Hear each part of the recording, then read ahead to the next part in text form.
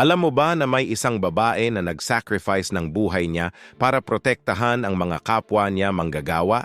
Si Karen Silkwood ay ordinaryong empleyado sa isang plutonium plant noong 1970s.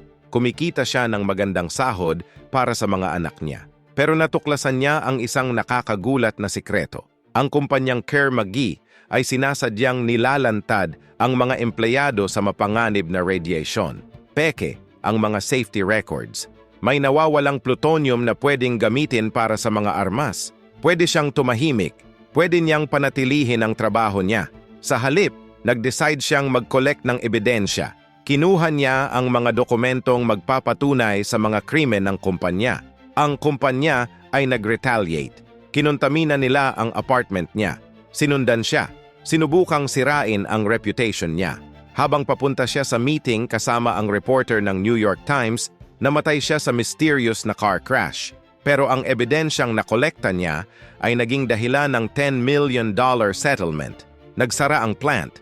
Naging mas mahigpit ang nuclear safety regulations sa buong bansa. Ang sacrifice ni Karen ay nag-transform sa buong industriya. Dahil sa kanya, mas protektado na ngayon ang mga manggagawa. Minsan, ang paggawa ng tama ay may kasamang malaking presyo. Pero ang legacy na iiwan mo ay walang katumbas.